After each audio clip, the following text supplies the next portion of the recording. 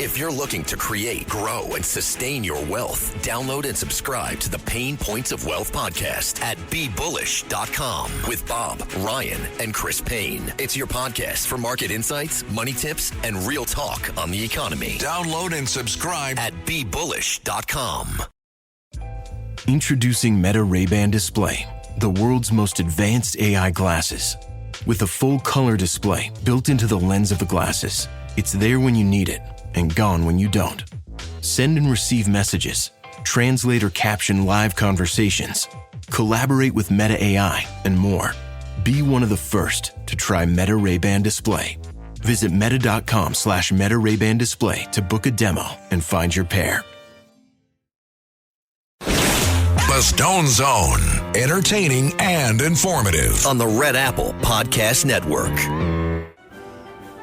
Michael McMahon is a distinguished and decorated New York City police sergeant, now retired, who served New Yorkers with honor during some of the most dangerous years of crime in America's largest city. After retiring from the department, he continued to serve through honest work as a private investigator in New Jersey. He was subsequently charged with a crime. His alleged crime was nothing more than accepting an assignment that involved surveillance for clients he had no reason to believe were connected to a sinister operation by the Chinese Communist Party known as Operation Fox Hunt. So what did Michael McMahon do? He took photographs, he observed movements, he performed perfectly lawful investigative work that private investigators across America perform every single day. Yet the U.S. Department of Justice under Joe Biden twisted these routine tasks into a theatrical display of espionage and conspiracy. They smeared him as if he was the one who was an enemy of the state, and they railroaded him into a false conviction. They sent Michael McMahon, a good and decent man, to prison, while the true traitors of our republic walk free. Now, at the center of this fight for an innocent man's rights stands his wife, actress and author Martha Bryne. She has shown courage that can only be described as incandescent. She has written, spoken, and now documented this horrific story in a book, In Interests of Justice, which exposes the corruption and cruelty of the system. And Martha Bryne joins us now in the Stone Zone. Martha, welcome. Thank you, Roger, for that introduction. I greatly appreciate you having me on. It's an honor to talk to you, sir. It truly is. Now, if you saw Martha Bryne, you would definitely recognize her. She is an actress, well known for her role in the soap opera As the World Turns, where she played the role of Lily. Then Twin Sister Rose, for which she won the lead actress Emmy. After leaving As the World Turns, Martha starred on General Hospital, Crisis, wrote for the soap opera Bold and Beautiful, and she executive produced several award-winning and Emmy-nominated digital productions. But she joins us today not as an actress or a professional, but she joins us as a wife and a mother. She is married for over 30 years, 42 years, I believe, to retired New York Police Department Sergeant Michael McMahon. They have 3 children, Michael, Max, and Anne Marie. And Michael, Max, and Anne Marie need their father home with them. So, Martha, tell us this story. That's such a beautiful setup. Thank you. I'm honored to talk to you. I met Mike when we were kids, and I was on As the World Turns, and he was this hero cop. He was an NYPD detective during the 90s, with the street crime unit. He was one of the elite chosen. You remember when Rudy Giuliani cleaned up in New York City? Well, guess what? My husband was right there at the front lines doing it, plain clothes, and earned 78 medals while he was on the NYPD. He became a school safety sergeant. He was incredible, had an incredible career. And then he actually got the Combat Cross, which is for a gang-related shooting in the Bronx from Rudy Giuliani. Actually put it on his neck at one police plaza, and had an incredible career, and had a severe car accident during a police chase in the Bronx, and hit a telephone pole at 50 miles an hour, which ended his career. And he was devastated. I mean, he loved the job. He really did. He was a cop's cop. And when he left and he retired from the NYPD, I was working full time and he was with the children, but I could see that he really missed the job. And he started working part time as a private investigator, and he really enjoyed it. And his business took off, and he was doing some great jobs. And then in 2016, he got a routine phone call from a New York-based company in the fall of 16. The client wanted to find someone who had apparently stolen money, millions of dollars, from a family construction business. The construction business was in China, but the man had fled to the United States, apparently, and stolen all this money. And the client wanted to, where's the money? And so my husband hired 2 NYPD retired detectives to work with him on this case and did basic work, public records, found out the man had millions of dollars in real estate, LLCs, cars. There was the money, right? And he did some surveillance, notified the local police every single day of surveillance with the other 2 NYPD officers, retired, documented everything. He made a few $1,000s on the case and then moved on with his life. All he knew about the subject that he was following was that the man was alleged to have stolen some money in China, but it was a financial thing, no big deal. And he moved on with his life. And then on October 28th, 2020, you know this, Roger, the pre-dawn pounding at the door, and my children were younger. Obviously, this has been 5 years now. And, the first thing you think when you hear that knock is your children, like, is everybody alive?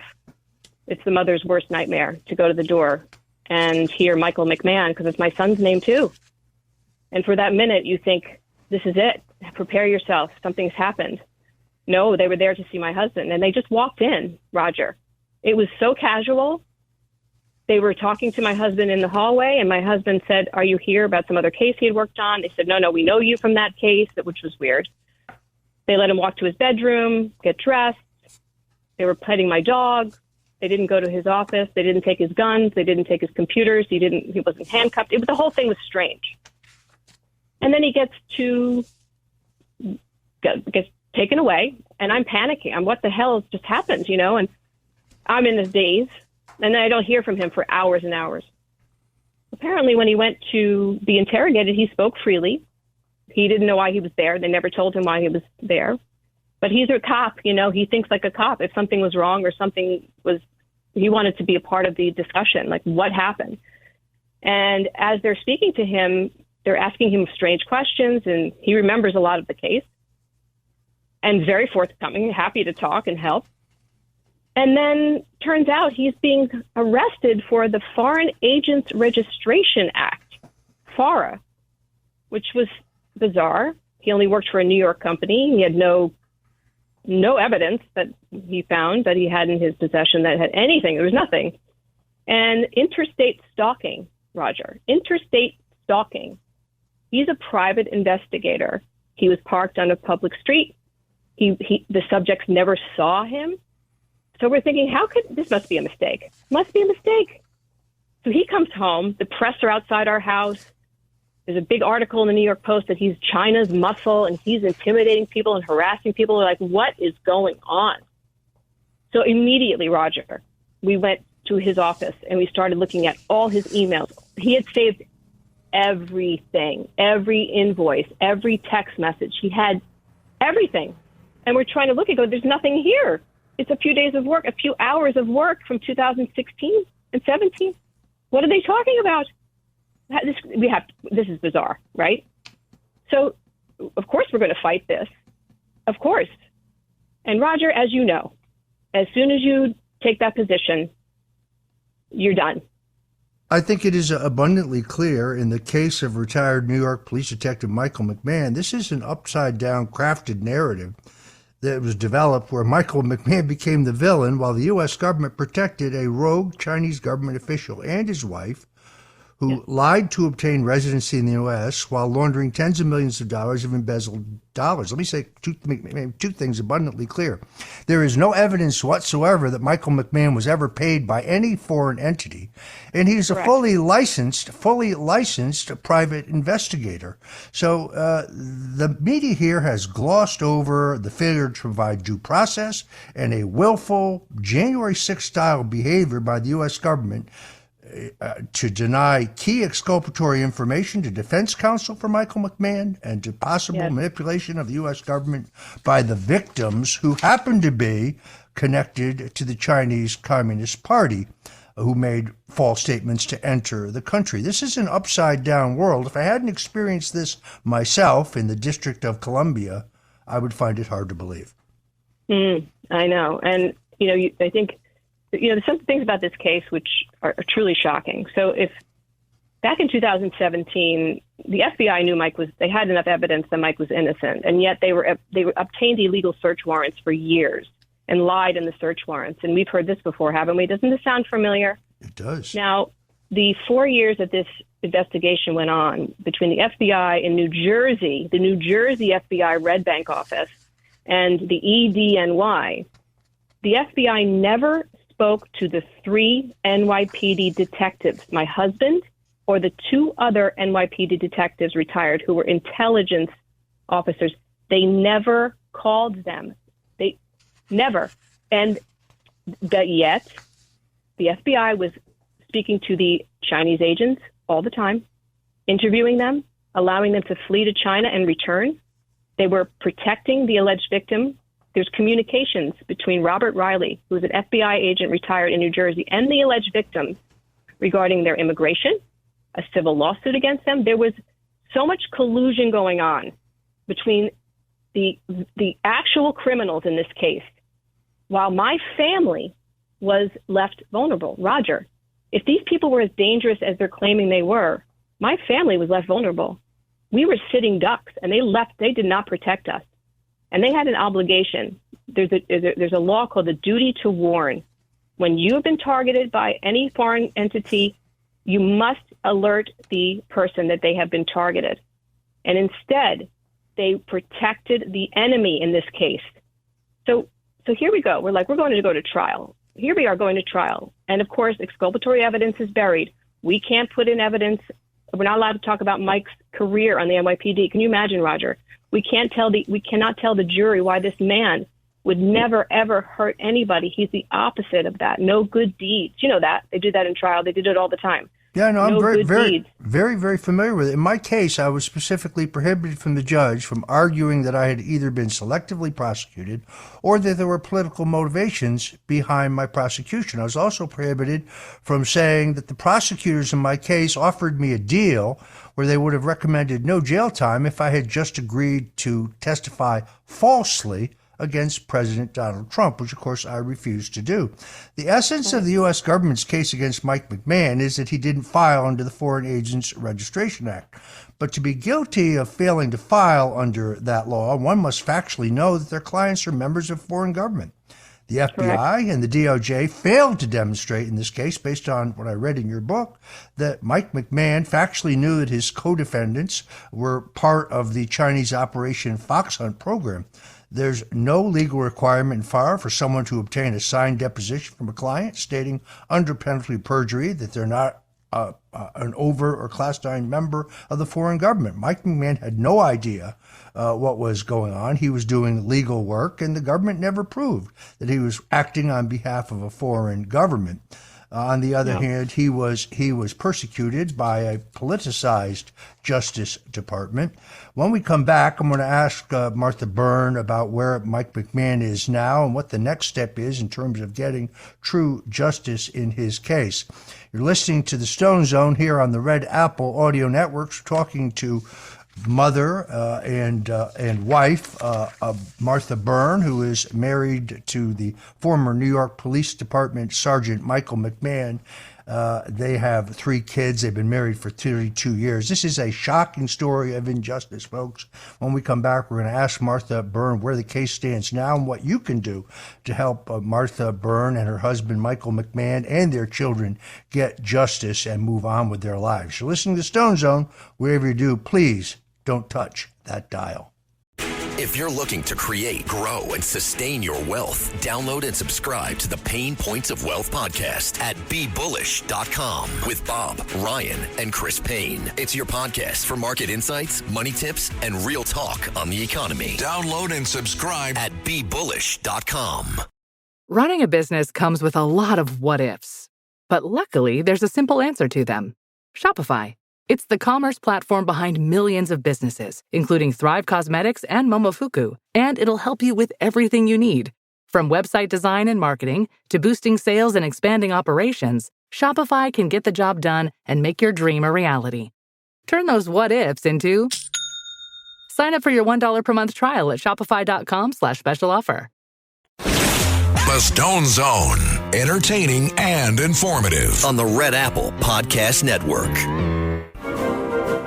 Welcome back in to the Stone Zone. We're joined today with Martha Bryne. She's a 3-time Emmy Award-winning actress, writer, and producer with a career spanning over 30 years in the entertainment industry. At the age of 10, Martha starred on Broadway in the hit show Annie, and she's had a successful career. But she joins us today, not as an actress, not as a professional, but as a wife and mother, to tell the horrific story of persecution of her husband, former New York City police detective Michael McMahon. She has memorialized this incredible story in a book entitled In the Interest of Justice by Martha Bryne. You can find it online. It is gotten rave reviews. It is a book that every American should read because it is shocking. It details the attacks on her family by the Obama-Biden Justice Department and the unrelenting fight by Martha Bryne to clear her husband's name. Martha, we got about 5 minutes. First of all, how is your husband doing today? Well, he was in a federal prison in Michigan, a low-security prison. They sent him 600 miles away. Even at the sentencing, by the way, Roger, at the trial, nobody testified against my husband. The case agent didn't testify. The victims couldn't identify my husband in court. And the victims asked for no jail time and no restitution. And the judge gave him 18 months in federal prison because he had no remorse for the victims. Roger, we've just explained who these victims are. These people perjured themselves to put my husband in federal prison. And they sent him 600 miles away as a retired cop into general population. He was there for almost 4 months. He is now in a halfway house in New Jersey. He is a warrior, Roger. He went to federal prison for the truth. He refused. He's done nothing wrong. He committed no crime, Roger. So we're desperately trying. And if Donald Trump, when he hears this story, he is going, first of all, talk about back the blue, NYPD, persecuted, same tactics, making up a case. This was legal PI work, Roger. They took it and they made it look nefarious for the jury, and they lied to the jury every single day. He's a hero. I think it's abundantly clear his real crime here is that he stumbled much too close to the nefarious illegal operations of the Chinese Communist Party right here inside the United States, where they have set up their own police stations and where Chinese special operators are monitoring their own citizens here in the U.S. As a private investigator and a decorated police officer, Mike McMahon stumbled into that operation, and that had to be covered up because it made those in power look very, very bad. This is a shocking story, should be shocking to every American. I urge you to get to Martha Bryne's terrific book, In the Interest of Justice. But beyond that, I urge everyone out there to pray for justice in this matter. I learned in my own trial, in my own horrific fight for justice, in which I was targeted with the Justice Department, I could have walked away free, no problem at all. All I had to do was agree to lie under oath and incriminate Donald Trump. I would have had to make it up, by the way, because I'm not aware of anything the president did wrong, and I did nothing wrong. In fact, Robert Mueller's final report, which the judge refused to give my attorneys, my defense attorneys at trial, on page 178, we later learned, becomes very clear that they found no evidence of Russian collusion, WikiLeaks collaboration, or any other crime on my part.